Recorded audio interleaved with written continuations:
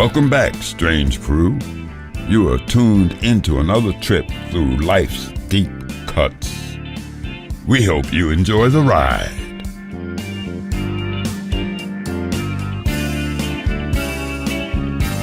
Keep it strange. 3, 2, 1. We're rolling and we're live on Horsfield Street. What an episode do we have ready for you guys? We are here with the voice of Strange Grooves, Mr. Clyde Wray. Hi, how are you? Glad to see you guys Oh, again. goodness. Can you hear that? Oh, it's beautiful. Welcome back to the show. Thank you. Thank you for having me again. So excited to have you. Well, it's nice that you're still here, still That's busy. right. Everybody's just keeping afloat something fierce these days, eh? I'm telling you now, it's the only way to go. Well, hey, you've heard it here first, Strange Crew. This is just, you just gotta keep going, right? Keep on keeping on. Keep on keeping on. So it's been 8 years since I think we brought you on as the voice of the show, where we met at the Voice Factory. What's your recollection of that experience? Was it just so Donnie called you in being like, hey, we got these girls that need you to... I think we were pretty cool about it. Yeah, we were cool about it. Well, I didn't quite know what to expect at the time, Yeah. you know. And but I had been involved in other voiceovers, and that's been good. I just recently did a voiceover for Terry Richards. Mm-hmm. That was nice. That was a nice experience. So, not knowing what to expect because everybody wants something different, obviously, right? So, but it was a great experience. It was great. Well, I know you. Yes. And I have known you. At the time, I had seen you flying about, being busy. Mm-hmm. You know? Well, you know me, just running around, blue hair, you can't miss me, right?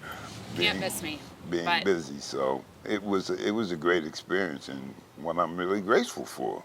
Yeah, we that day, I mean, I think getting you to be the voice of the show is not something we could have ever really strategically planned. I think it's just a matter of working with people who are also doing really good things and trying to work in the community and just trying to support each other. So yeah, well, that's it. See, when we asked, we thought, well, this would be a great fit for everybody. It helps, it helps everyone, but we didn't ever fathom how much strength and impact that the voice would have to the intro of the show. And, people recognize the show as a result of the intro now. So it's something. Well, that's nice to hear. Yeah. It's funny because you do things and you never hear what people think of it. Right. It's like, for some people it's just a job, right? And for me, when I do a thing, regardless, every now and then it's nice to know whether or not it's taken well, people enjoy it, so that's nice to hear. Yeah, I think everyone has to raise their hand once in a while and say thank you, or let people know the impact, or even whether it's your business or something new that you have to not just expect that people know or that they have those sentiments, but to make an effort to tell them, right? And well, to it's catch up. interesting that you should say that because it's the same thing with writers. And as a writer, you never know if anybody. I gave you a book. Did you read it? I'm halfway through. And it's one of those things you never know because nobody ever comes back and tells you because maybe they like it, maybe they don't. I'm the kind of person I want you to tell me you don't because that's the only way I can get better. Fair. If you do, you do. But I'm always going to say, did you really? I'm that kind of person, So. Well, I think it's just because you care, and anyone that you are connecting with that you give that to, of course you'd be curious to know their thoughts and where it put them after they've read it or after they've utilized it or listened to one of our shows. Or did you pass it on? And yeah, exactly. Not yet. She'll get it when I'm I'm pretty sure I have it. If it's the same book, I remember. It just came out. Oh, it just came out? Okay, because I have the original one, and I remember I went to the launch of it, and it was shortly after I was in your production of Lysistrata, and I remember you called, there's a woman in the audience, and this poem's for her, and it's about showing up on time. And I always showed up on time. Right, you did. I always did show up on time, but it was about, when you're part of a collective, performance or a collective group, like a theater show, right. The importance of, being on time. Yeah. Being on time. Yeah. So because everybody's time is important to them. to them. you know, and it's disrespectful in its way if you come in 15, 10 minutes late, and you do it kind of regularly, you know, because people who are late tend to be late Yeah, that's true. continually, Yeah. you know, That's true. and so, but everybody's time is important. So it's, especially when you're doing theater, because everything in theater works on time. You have time to be in this spot, you know, time to say your line, you know, so everything is important. Yeah. And it's really one of those special delivery. Special delivery. Thank you. This is what you get when you're on Strange Grooves. You get VIP deliveries, you get VIP exclusive interviews. Listen, I don't make the rules. I just show up for the interviews, guys. But yeah, it's that thing, like theater is that one piece of art that is really critical on time, and not even just your individual time, but Right. the trust of everyone else's time. Because Yeah. like you have one actor that's like backstage not paying attention, and the whole thing, the whole vibe's off, right? It truly is, you know, and so what may seem unimportant is really vitally important in theater, Yeah. you know. So, and I'm a stickler for time, you know, because age is catching up also. Oh my goodness. Jeez, we got a comedian here too on our hands. Just jack of all trades. I don't know what I'm doing. You know, so you have to use that time well. Yeah, that's true. We're learning that too. I mean, as Yeah. we're starting to kind of, you know, get a little bit older and we're meeting new friends when we didn't expect to meet new friends. There's so many new things that are coming up in life, and you know, a lot of ups and downs, but really trying to connect with people who support you and who help nourish what it is that you do. And like you said, give you Exactly. good feedback, I think is why we're all still able to create the ways that we do. And, you know, trying to tailor to everybody's wants or needs or what they're thinking was very cool or trending, I don't think is why we've gotten to the places that we're at. So I think we just have to keep on keeping on. I don't think people realize, or some people realize, how important feedback is, whether it's negative or positive. If you're only telling me good stuff, I'm not learning anything. It's true, yeah. You're in your own echo You're chamber, right? And I had a professor once say to me, never give your work to a friend. Yeah. What are they going to say to you? I hate it. I think it stinks. No, they're going to want to assuage your feelings. Yeah, that's true. Yeah. I had a professor, one of my journalism professors, and he put it this way, and it always stuck with me. I remember it was like it was like for print journalism, and he was kind of going through and doing the red pen thing. Right. And I'm like, oh God, I suck. And he's like, everyone has an editor. Everyone has an editor. All the best books in literature, everyone Right, has had an right. editor. And it's just part of the process. So that's how I always kind of viewed things. And it's hard sometimes, especially when it's a creative piece of work that is so close to you, like, you know, like poetry or like a novel and things Right. like that. So it takes a lot of discipline and strength to, you know, swallow the ego and be like, yeah, okay, I love my work and I'm proud of it so much that I want it to be better, and I'm gonna listen.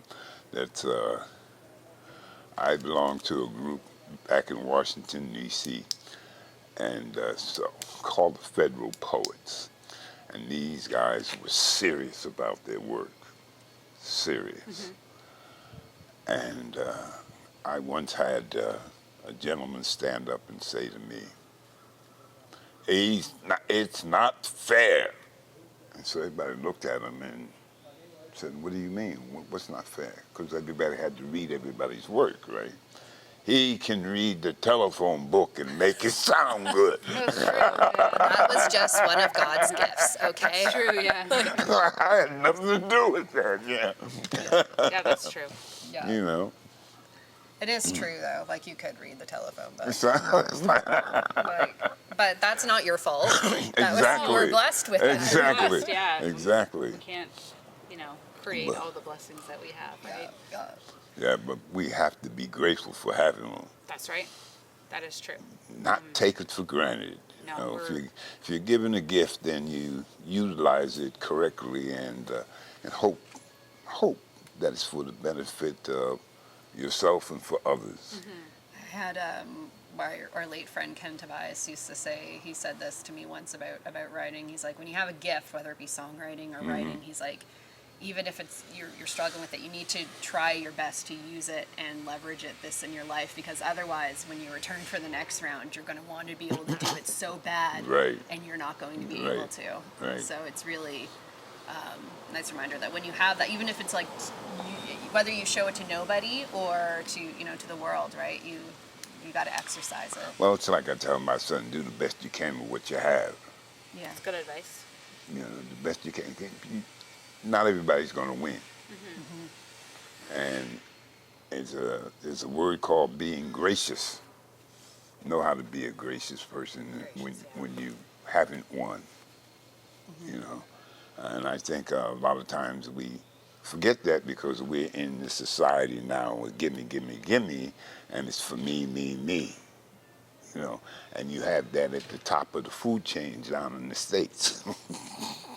And what would you say would be some of your top things or methods that you use to keep your work ethic top? Is it music? Is it a regimen of like food? Like what is it? It's a combination of things, I think, that works for me. But the number one thing that works for me is to remain open. I can't tell you how many times I shed a tear. You know, the things that I know, my back experience. My job as a writer, for me, is to be open and to feel what you feel. You know, put myself in your place, have that experience, to draw on my experiences, which we won't go into. But so my job as a poet as a poet, is to be open so I can communicate and something that you'd be able to identify with. As a playwright, that's more creative, but what I've been doing lately is more historical. So now I have to work and understand and do the research.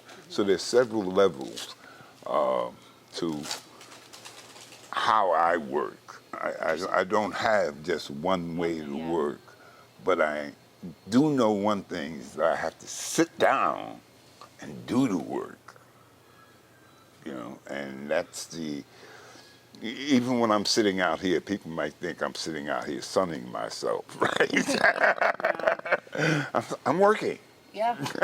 Yeah, I'm working. So, and I'm fortunate I can take my work anywhere.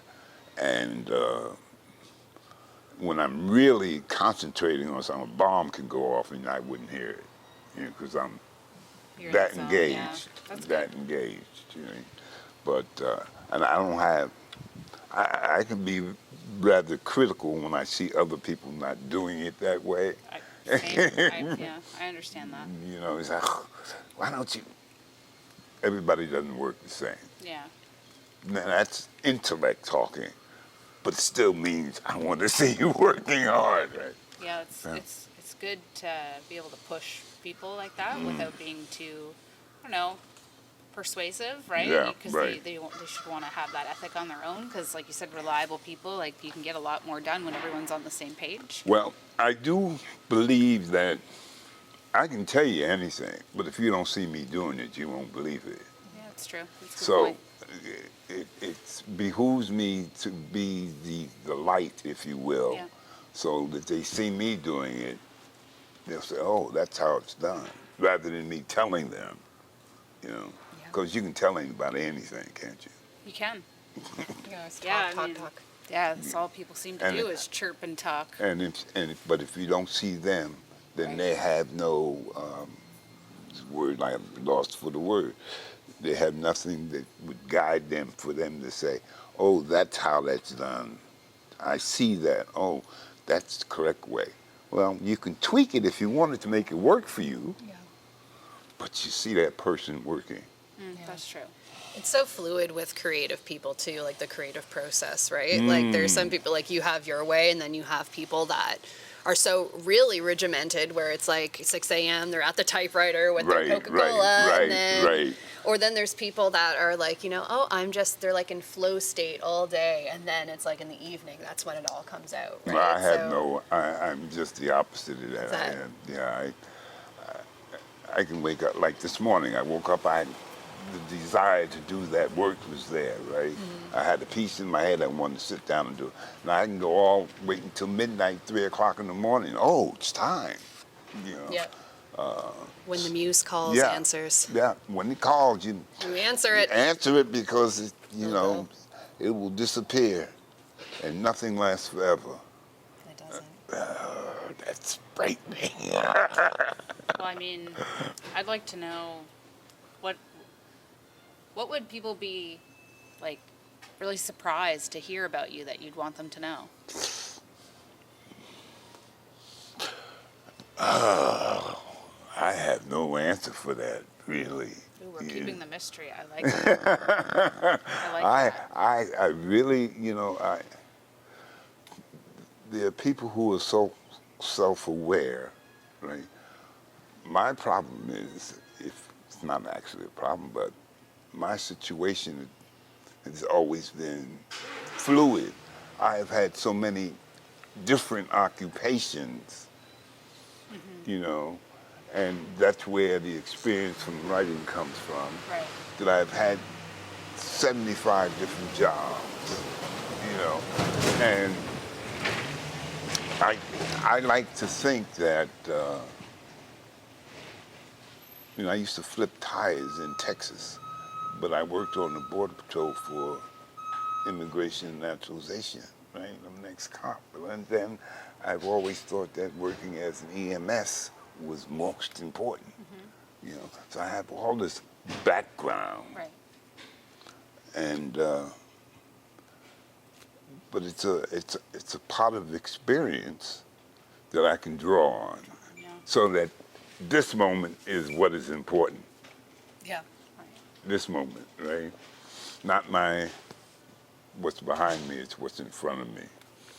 And what's in front of me, I'm not quite sure, And working on this particular piece for St. John Theater Company is frightening, because it's an historical piece. Right. I need to get it right, and I'm leaving town after I write it. It's like, here you go. No one's coming with pitchforks. No historical society. I'm hunting you leaving down. town immediately. Throwing up the deuces. And go on. See you. Right? I hope you liked it. I hope you liked it. I like that. That's great. Waits to air the episode till it's published. Right? There's like, actually, Mr. Ray, we heard that you were going to be peeling out of town. Right? We actually need you for public speaking. It's like, absolutely not. The flights are booked. I'm out. I'm gone. Out. So, but it's an honor to have been asked and to have been thought of. Right. Of course. Yes. That's And so it's one of those things where in your own head you have to get it right. You do the best you can with what you have, and then you're done. Leave town. It's like what they say, we post learn and from the ghost. best. Post and ghost. That's why we're always leaving all the time. We're just like, we did this work, we gotta go. Hopefully people like it, gotta go. Happy anniversary, gotta go. Right? So now, and then we're back, right? And we're like, hey, we're doing the work, and then we're gonna go again. Right? So when is the play? So are you still in the process of writing the play? Or I'm in the process. I'm in the process, and a couple of more things I want to do. Then I obviously have to have discussions with the general manager, Steve Tobias, and hope that he likes it. I'm sure he will. Let's hope that he likes it, and then when it will go up, that's entirely up to the theater, to the theater people. I have no say in that. Will you be a role in directing, or will that be another person? I would hope that, because I know what I want. You know what you want. I know what I want to see. Yeah. So somebody may have an entirely different view, obviously, but I know what I want to do, and I think I'd like to direct it. Good. Yeah. So we'll see. Well, thank you so much today for your time. We really appreciate the catch up, and we encourage everyone, if you haven't listened to any of our past episodes or our past episode with Clyde, you should, because Check it was out really Clyde's good. work. And his work, and to If you follow. want to read my work, some of it, I put it on Facebook. Yes. There you go. It's accessible, guys. Very accessible. Yeah. And until next time, keep it strange. Thank you, guys. No, Thank you. If you've enjoyed this, then you have to hit strangegrooves.com for more amazing content. To support this podcast and music community, go to patreon.com/strangegrooves. As always, keep it strange.